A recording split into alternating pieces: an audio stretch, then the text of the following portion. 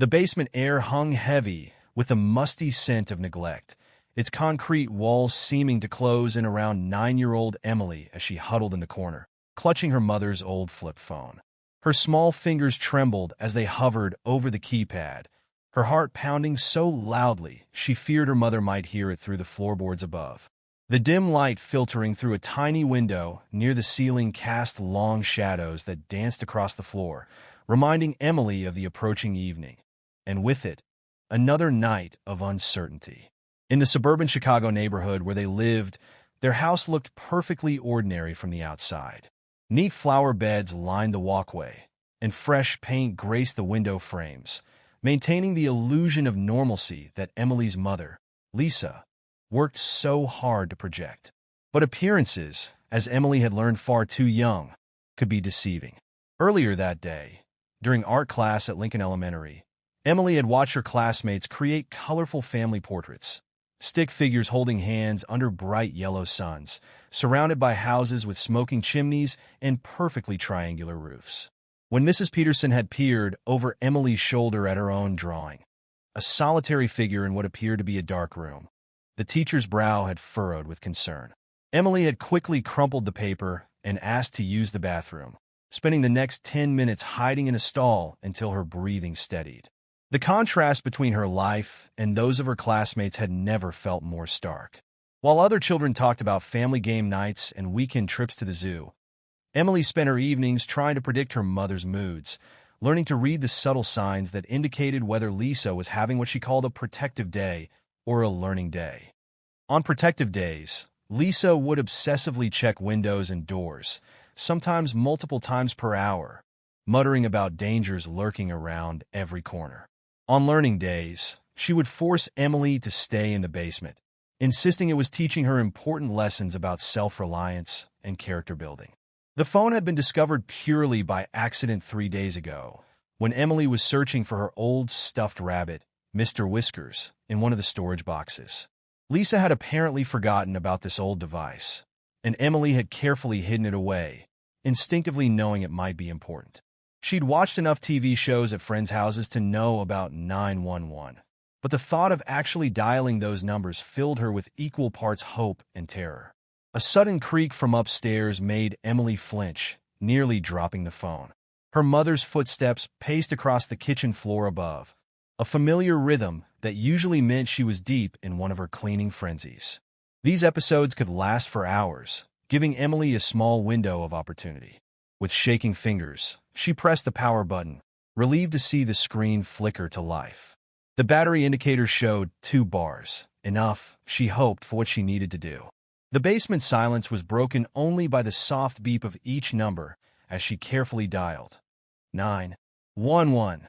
The ringing seemed impossibly loud in the quiet space, and Emily quickly pressed the phone closer to her ear, hunching further into the corner behind some old boxes.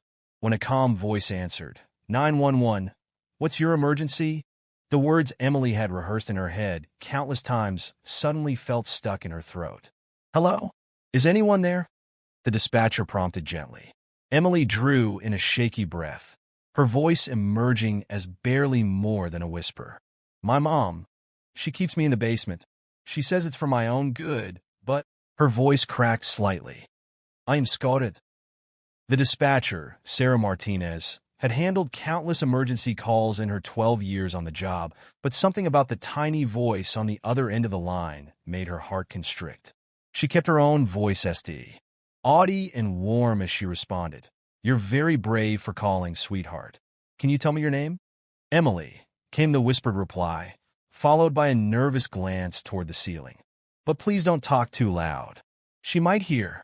Sarah immediately lowered her voice to match Emily's whisper, while her fingers flew across her keyboard, initiating the call trace and alerting nearby units. Emily, you're doing exactly the right thing. I'm going to stay on the phone with you, okay? Can you tell me if you know your address? Emily recited the address she'd memorized for school, then added, It's the yellow house with the red door. There are purple flowers in the front. As Sarah relayed this information to responding units, she continued to engage Emily in conversation, both to keep her calm and to gather more information. Emily, are you hurt anywhere? No, not really. Just, Emily paused, considering. Just tired. And hungry sometimes. Mom says the basement is the only safe place, but I don't understand why. Other kids get to play outside and go to birthday parties. I haven't been to one since my birthday last year, when Mom said someone tried to poison the cake. But nobody got sick. I watched everyone eat it. Sarah felt her throat tighten at the matter-of-fact way Emily described her situation. You're being so brave, Emily. I want you to know that help is on the way. They're going to be very quiet when they arrive, but I need you to stay exactly where you are until they come to get you, okay? Emily clutched her knees closer to her chest. The phone pressed tightly against her ear like a lifeline. Will they take me away? She asked, her voice small, but carrying a note of hope that made Sarah's eyes sting. They're going to make sure you're safe, Sarah assured her. That's their most important job. Can you tell me what's in the basement with you right now? As Emily began describing the boxes, old furniture, and the small collection of books she'd accumulated over time, Sarah could hear the approaching sirens in the background of the call, though Emily seemed too focused on their conversation to notice. The girl was in the middle of explaining about her hidden drawing spot behind an old bookshelf when the sound of splintering wood echoed from upstairs. Emily froze, her breath catching. They're here, she whispered, even more quietly than before. That's right, Sarah confirmed soothingly. Remember what I said, stay exactly where you are. The police officers will find you. The commotion upstairs grew louder. Heavy footsteps, authoritative voices, and Lisa's increasingly agitated protests. Emily could hear her mother's voice rising in pitch, familiar phrases about protection and danger mixing with demands to know who had called them. The basement door crashed open, flooding the stairs with light. Emily pressed herself further into her corner, still clutching the phone, as multiple flashlight beams cut through the darkness. A female officer was the first to spot her, immediately holstering her weapon and approaching with slow, careful steps. Emily, the officer called softly. I'm Officer Chun. We're here to help. Still holding the phone to her ear, Emily looked up at the officer, then whispered into the receiver, Sarah? They found me. They sure did, Sarah replied, her voice thick with emotion. You did everything exactly right, Emily. Officer Chun is going to take good care of you now. As Officer Chun knelt beside her, Emily finally lowered the phone, ending the call that would prove to be the turning point in her young life.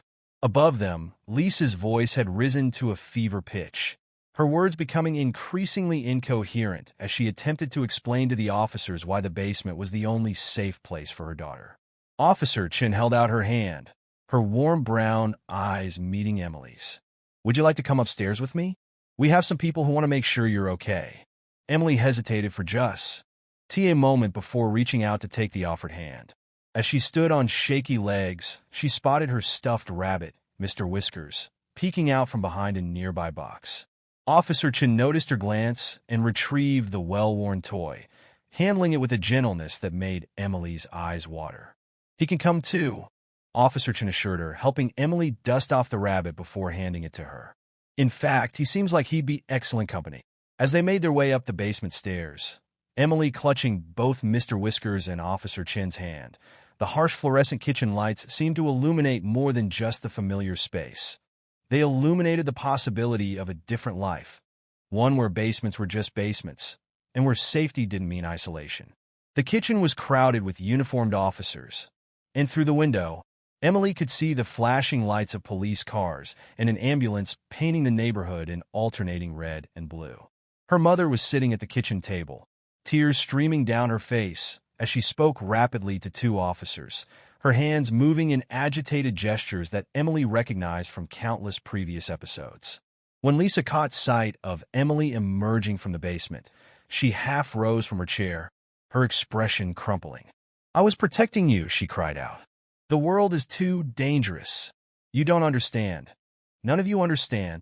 Officer Chun smoothly positioned herself between Emily and Lisa, while another officer gently but firmly encouraged Lisa to remain seated. Emily found herself being led toward the front door, where a kind-faced woman in a blazer was waiting. Emily, this is Ms. Clara Williams from Child Protective Services. Officer Chun introduced them. She's going to take you somewhere safe while we sort everything out here. Clara knelt down to Emily's eye level, her smile warm and reassuring. "I know this is all very overwhelming," she said softly, "but you've been so brave already, and I promise we're going to take good care of you." As Emily stepped out of the house and into the cool evening air, the weight of the phone in her pocket reminded her of the choice she'd made. A choice that, though she couldn't fully understand it yet, had set in motion events that would reshape her entire world.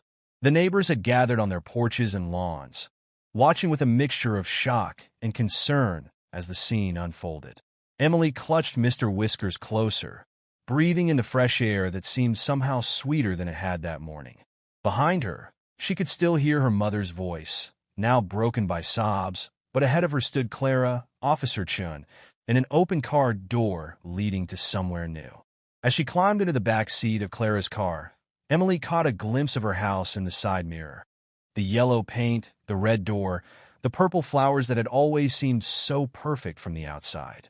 But as Clara pulled away from the curb, Emily realized that for the first time in her memory, she was leaving the basement behind, driving towards something that felt surprisingly like hope. The evening sky had begun to darken, but rather than filling her with the usual dread of another night in the basement, the approaching darkness carried a different kind of promise. Somewhere in this city, there was a place where basements were just basements, where doors could remain unlocked, and where the world wasn't quite as dangerous as her mother had always claimed. As Clara's car turned the corner, Emily pressed her face against the cool window glass, watching her old life recede into the distance, while ahead of them, the city lights began to twinkle like stars, beckoning her toward whatever came next. As Clara's car wound through the darkening streets of Chicago, Emily found herself in a world that seemed both familiar and startlingly new. The city's rhythm pulsed around them, traffic lights painting the pavement in alternating colors, pedestrians hurrying home from work, and the distant rumble of the L train creating a symphony so different from the basement's suffocating silence. Each intersection they passed marked another step away from the only life she'd known, and though fear still clutched at her heart, something else was beginning to take root. Possibility. Mr. Whiskers sat propped in her lap, his worn fur catching the passing streetlights. Emily noticed for the first time how threadbare he'd become, patches of fabric worn smooth by years of worried fingers seeking comfort in the darkness. She wondered if he too might get a fresh start wherever they were heading. Clara glanced at Emily in the rearview mirror, her eyes gentle. "Are you hungry?" she asked, breaking the comfortable silence that had settled between them. Emily realized she was the kind of hungry that came from more than just missed meals. She was hungry for normality, for the simple pleasure of sitting at a table without fear, for the chance to eat something that wasn't carried down basement stairs like an afterthought.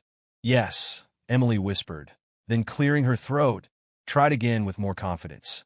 "Yes, please."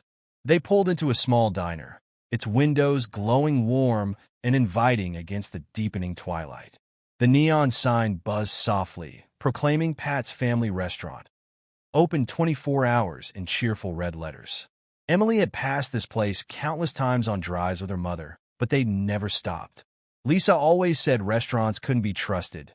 Too many people, too many unknowns. The bell above the door chimed as they entered, and the scent of coffee and grilled cheese sandwiches wrapped around Emily like a hug. A waitress with gray-streaked hair, pulled back in a neat bun, smiled at them, gesturing toward a booth by the window. "Sit anywhere you like, honey." Emily slid into the booth, the vinyl seat squeaking slightly beneath her. She placed Mr. Whiskers carefully beside her, propping him up so he could see out the window too. Clara settled across from her, not commenting on the stuffed rabbit's placement, something Emily's mother would have criticized as too babyish for a 9-year-old. "Order whatever you'd like," Clara said, handing Emily a laminated menu with slightly worn corners. The choices seemed overwhelming, pages of possibilities that had never been available in the basement. Emily's eyes widened at the breakfast all-day section, remembering how she'd always wanted to try chocolate chip pancakes after hearing her classmates rave about them. Can I have breakfast for dinner?" she asked hesitantly, waiting for the rejection, the lecture about proper meal times and structured eating habits. Clara's smile widened. "Breakfast for dinner is one of life's greatest pleasures. I might join you in that excellent choice." When the waitress returned, Emily ordered chocolate chip pancakes with extra whipped cream, her voice growing stronger with each word. Clara ordered blueberry pancakes and, after a moment's thought, added a side of fresh fruit for balance, she said with a wink. As they waited for their food, Clara gently began to explain what would happen next. Tonight, you'll be staying with a family I know very well, the Carters. They have a lovely house not far from here, with a daughter about your age named Mia. Emily's fingers worried at the edge of the paper placemat, creating tiny tears that she tried to smooth away. Will they have? Will there be? She couldn't bring herself to finish the question. No basements, Clara assured her, seeming to read her mind. Their house is full of light and warmth. You'll have your own room with a window that looks out over their garden. And Mia is wonderful at helping new friends feel welcome. The arrival of their pancakes momentarily paused the conversation. Emily stared at her plate in wonder. The pancakes were exactly as she'd imagined them, golden brown and studded with melting chocolate chips, a cloud of whip. Head cream slowly melting over the top. The first bite nearly brought tears to her eyes. It tasted like freedom. As they ate, Clara continued to paint a picture of what Emily's immediate future would look like. There would be doctors to make sure she was healthy, people to talk to about her experiences, and most importantly, time to adjust and feel safe. Everything moves at your pace, Clara emphasized, watching Emily methodically work her way through her pancakes. There's no rush, no pressure. Your job right now is simply to be Emily. The idea seemed foreign. Being Emily had always involved being careful, being quiet, being whatever version of herself would keep her mother calm. Who is she without those constraints? The question felt too big to contemplate over pancakes, so she focused instead on the immediate comfort of warm food and kind company. Through the diner's window, Emily watched the city settle into night. Streetlights created pools of golden light on the sidewalk, and people hurried past, wrapped in their own stories. A young couple walked by holding hands, laughing at some private joke. A woman passed with a dog on a leash, the animal trotting happily beside her. An elderly man stood at the bus stop, checking his watch and adjusting his scarf against the evening chill. All these glimpses of normal life, the kind she'd only observed from basement windows, now felt tantalizingly within reach. After dinner, as they drove through residential streets that became progressively lined with trees, Emily felt exhaustion beginning to settle over her like a heavy blanket. The events of the day, the fear, the phone call, the rescue, the first meal of her new life, had drained her more completely than any day spent in the basement. Her head nodded forward, then jerked back up as she fought to stay awake. "It's okay to sleep," Clara said softly. "I'll wake you when we get there." Emily wanted to resist. Sleeping meant vulnerability, meant losing control, but her body had other ideas. The gentle motion of the car and the full warmth in her stomach conspired against her vigilance. As her eyes grew heavier, she clutched Mr. Whiskers closer and allowed herself to drift. She dreamed of windows that opened wide to let in summer breezes, of doors that could be locked or unlocked at will, of rooms filled with sunlight and the sound of other people's laughter. In her dream, she was painting at an easel like the ones in her school's art room, but instead of dark rooms and solitary figures, her canvas was filled with colors so bright they seemed to pulse with their own light. The dream began to fade as the car slowed to a stop. Emily blinked awake to find they had pulled into a driveway beside a two-story house with warm yellow light spilling from its windows. Through her drowsiness, she could make out flower boxes beneath the windows and wind chimes hanging from the porch, tinkling softly in the evening breeze. A woman appeared in the doorway. Mrs. Carter, Emily presumed, her silhouette backlit by the warm interior lights. Behind her, a girl with curly hair, pulled back in two puffs, peered around her mother's waist, offering a shy wave when she caught Emily's eye. Clara turned in her seat to face Emily, her expression gentle but serious. "This is just the beginning," she said softly. "And beginnings can be scary, but they can also be beautiful. Are you ready to go inside?" Emily looked at the house again, at the girl who might be Mia, at the woman whose smile reminded her of the diner waitress, warm and genuine. She thought about her mother, probably still sitting at their kitchen table, probably still trying to explain about danger and protection. She thought about the basement, about the phone call, about chocolate chip pancakes, and the taste of possibility. Clutching Mr. Whiskers to her chest, Emily nodded. She wasn't sure if she was ready. Wasn't sure if anyone could ever be truly ready for their world to change so completely. But she was tired of basements, tired of fear, tired of watching life happen through tiny windows. Whatever waited for her behind that front door, whatever challenges, whatever adjustments, whatever new rules and rhythms she would need to learn, it had to be better than the life she'd left behind. As she stepped out of the car, the night air cool against her face, Emily felt something shift inside her. The darkness that had once held such terror now seemed different, softer somehow, filled with the chirping of crickets and the distant sound of leaves rustling in the breeze. Above her, stars peeked through gaps in the cloud cover, their ancient light reaching down to touch this moment, this threshold between what was and what could be. With Clara beside her and Mr. Whiskers in her arms, Emily took her first steps toward the house that would become her sanctuary. Each step carried her further from the basement's shadows and closer to a future that, while uncertain, sparkled with the promise of light. The porch steps creaked softly beneath her feet, and as she reached the door, Mia's shy smile widened into something warmer, more welcoming.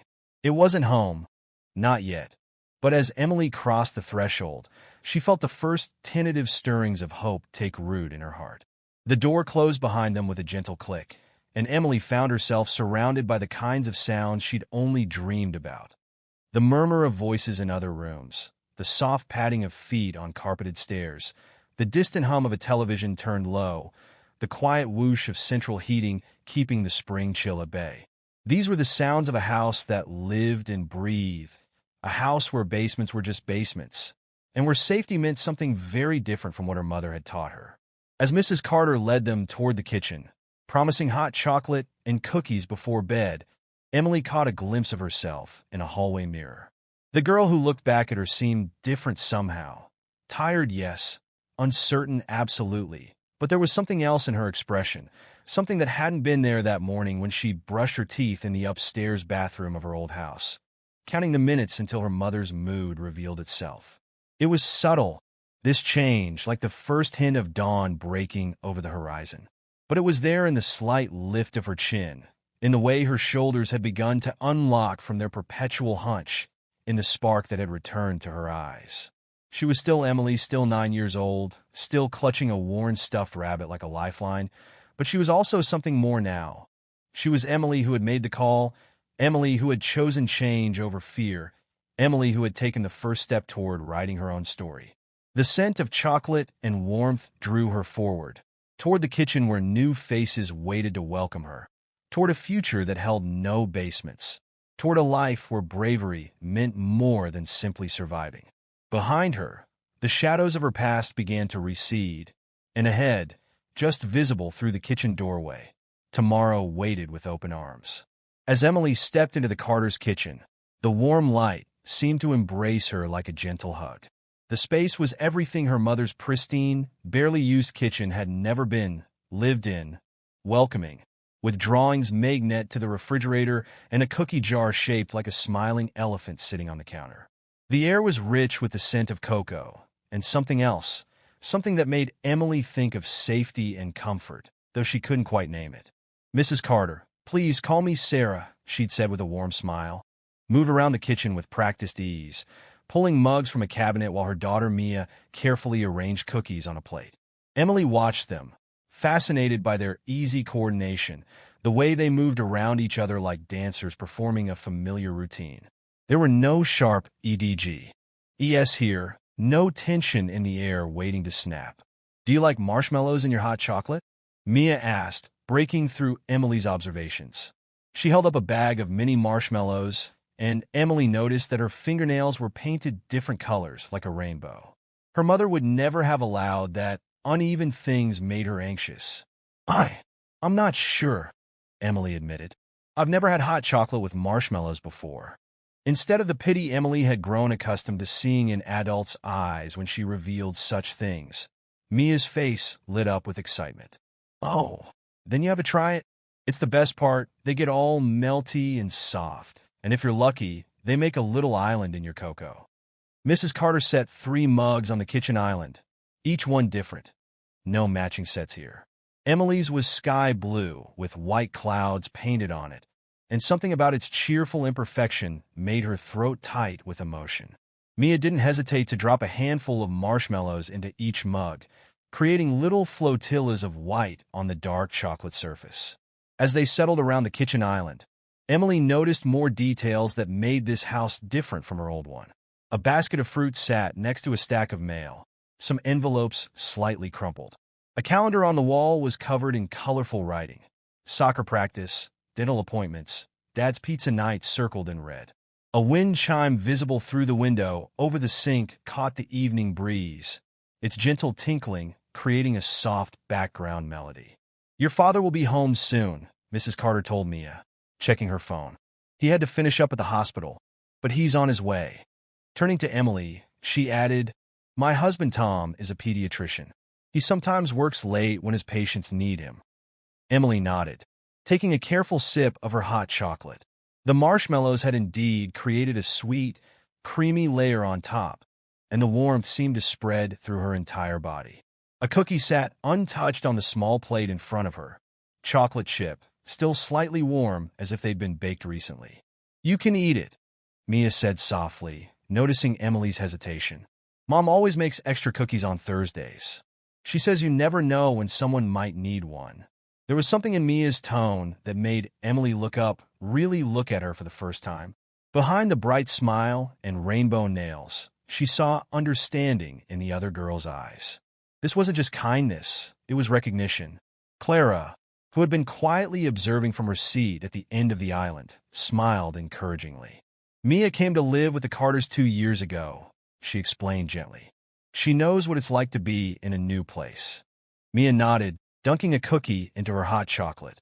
"It's weird at first," she admitted. "Everything feels different, but different isn't always bad. Sometimes different is just the beginning of better."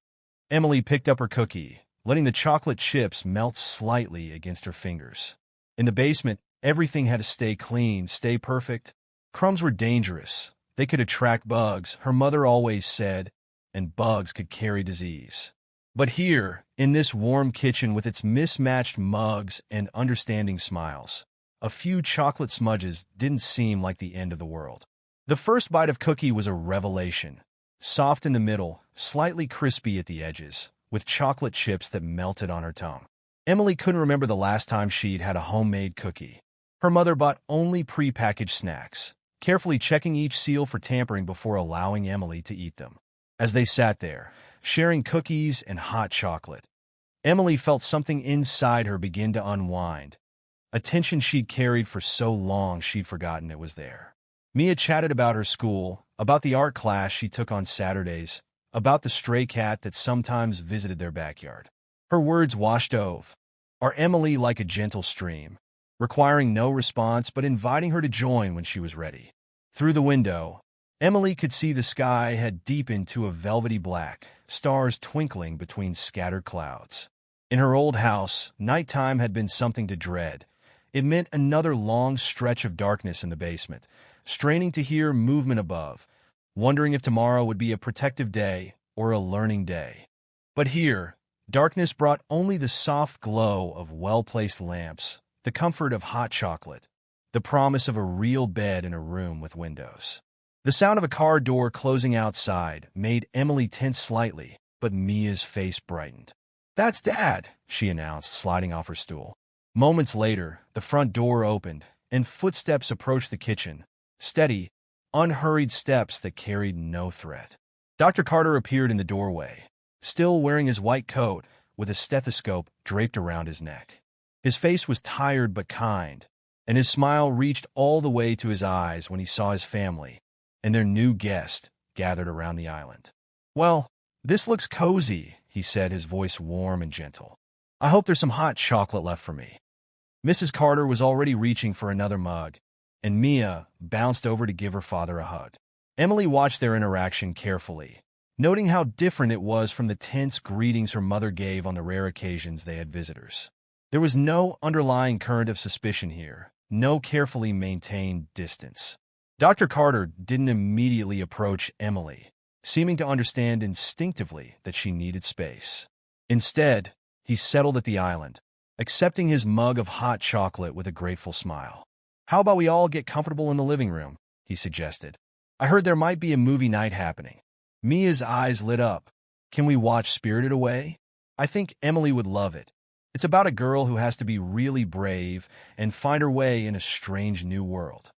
The suggestion hung in the air for a moment, and Emily felt all the adults watching her carefully, gauging her reaction. But there was no pressure in their gazes, only patient understanding. "That sounds nice," Emily whispered, surprising herself. She couldn't remember the last time she'd watched a movie. Her mother believed television signals could be used to transmit harmful messages.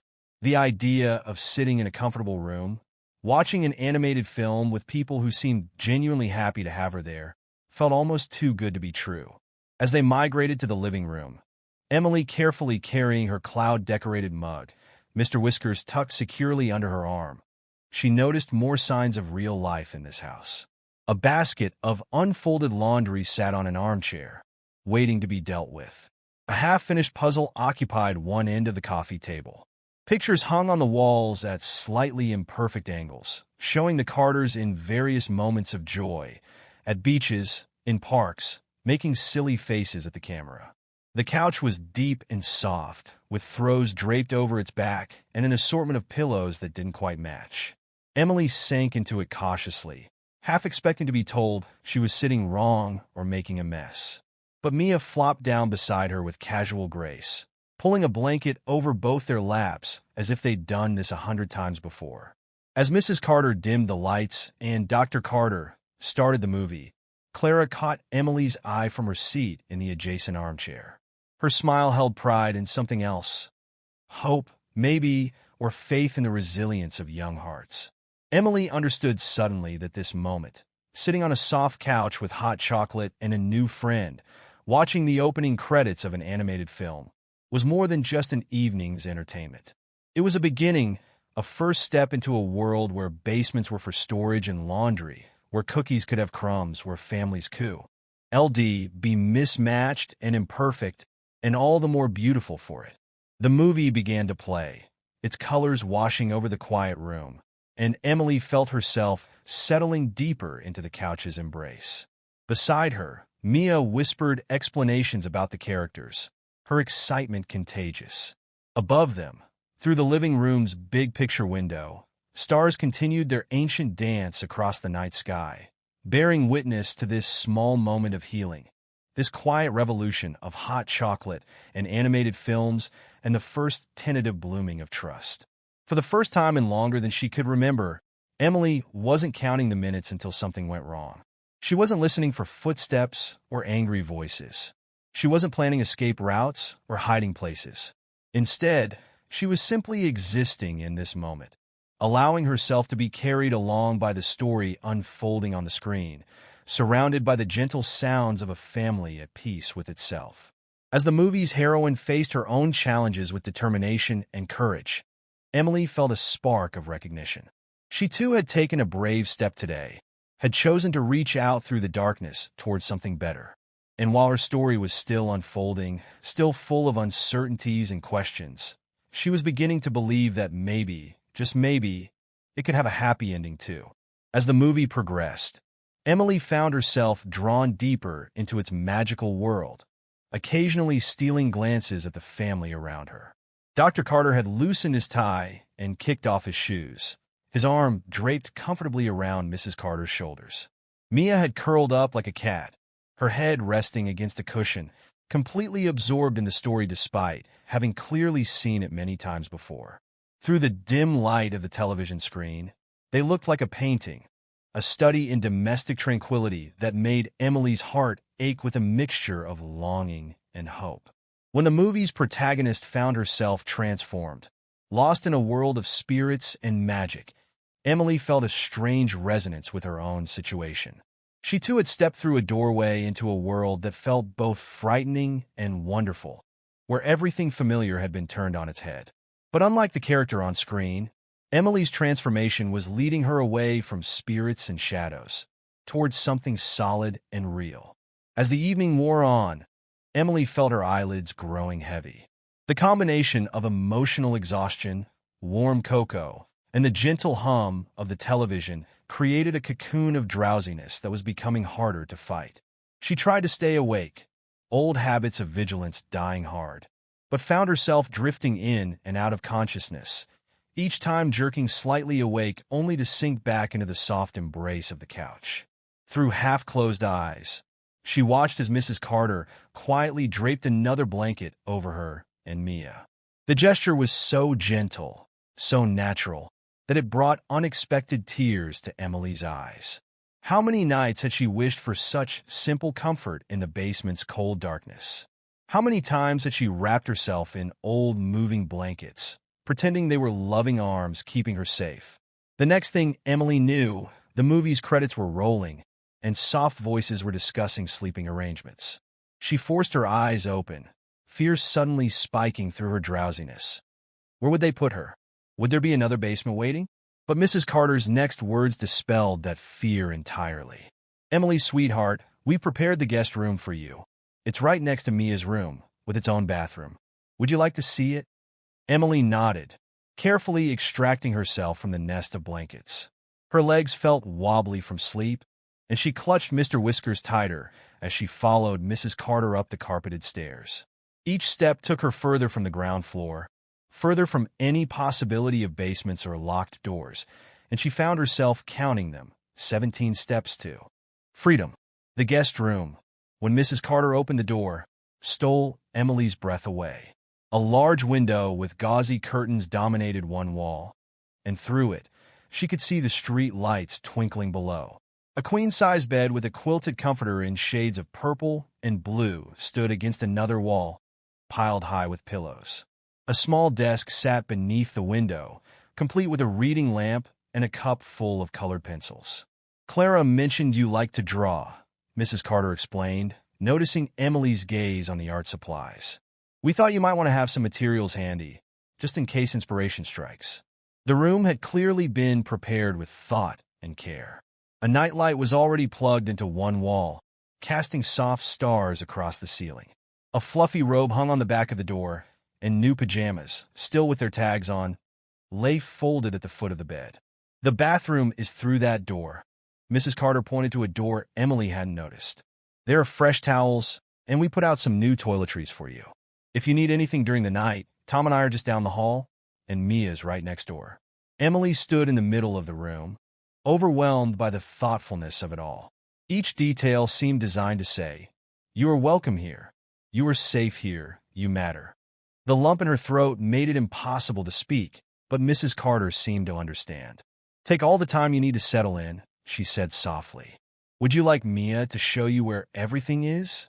Emily nodded, and moments later Mia appeared in the doorway, now wearing pajamas covered in cartoon sloths. Her hair had been freed from its puffs and hung in a cloud around her face, making her look younger and somehow even more approachable. "Mom got you the same toothbrush as mine," Mia announced, leading Emily into the bathroom. "See? Mine's purple and yours is blue. And look." She opened a cabinet to reveal an array of toiletries. "You can use any of these.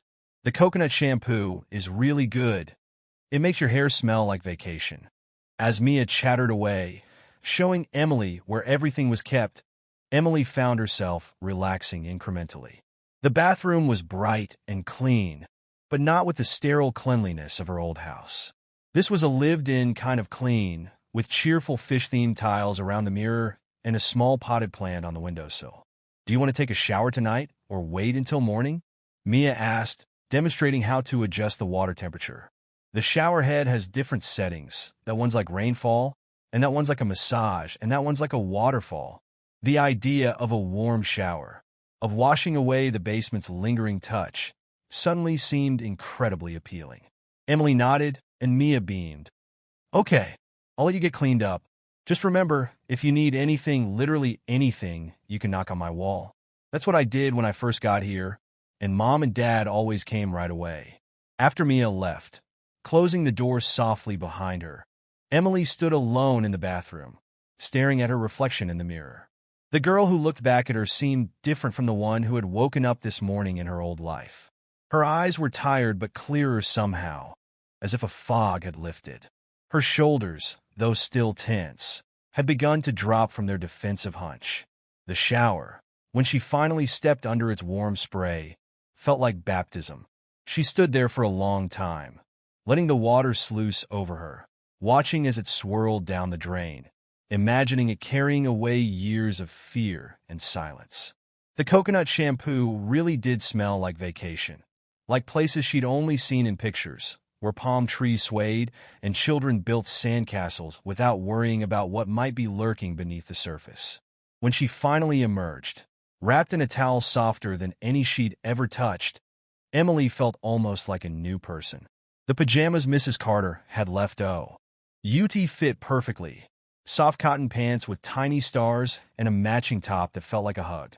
She brushed her teeth with a new blue toothbrush, taking time to examine each of its features as if it were a precious artifact. Back in the bedroom, Emily found that someone, probably Mrs. Carter, had turned down the bed and left a small glass of water on the bedside table.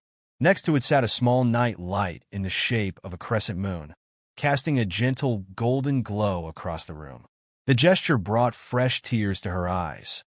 How had these strangers known exactly what she needed? Climbing into bed felt like sinking into a cloud. The sheets were cool and crisp, the pillows perfectly plump, and the comforter settled over her like a protective embrace. Emily propped Mr. Whiskers against the headboard where he could keep watch, though for the first time, she felt like maybe he could relax his vigil a little. Through the wall, she could hear the quiet sounds of Mia getting ready for bed, water running, drawers opening and closing, the soft pat of feet on carpet. Normal sounds, safe sounds, so different from the echoing silence of the basement or the anxiety-inducing creaks of her mother's pacing above. Emily lay there in the starlit darkness, watching the trees outside her window cast dancing shadows on the ceiling. The bed was so high off the ground. A princess bed, Mia had called it. And from this vantage point, she could see a slice of the night sky through the curtains. A plane blinked its way across the darkness, carrying people to distant destinations. And Emily wondered about all the other children out there, all the other stories unfolding behind lit windows and closed doors. Sleep began to creep over her, softer and more gentle than she could remember it ever being before. As her eyes drifted closed, Emily thought about the phone call that had changed everything, how small and terrified she'd felt, how impossibly brave that simple act had seemed. She couldn't have known then that a few digits punched into an old flip phone would open the door to this, to warm showers and coconut shampoo, to movie nights and hot chocolate with marshmallows, to a room with windows and a family who seemed to understand that healing happened in the small moments, in the quiet gestures, in the simple act of being seen and valued. Tomorrow would bring its own challenges, questions to answer, decisions to make, and new life to navigate. But for now, in this room that smelled of clean sheets and possibility, Emily allowed herself to simply be. The basement felt like a distant memory, its shadows unable to reach her in this elevated sanctuary. As sleep finally claimed her, Emily's last coherent thought was that maybe, just maybe, she had found not just a safe place to stay, but a place where she could truly begin to live.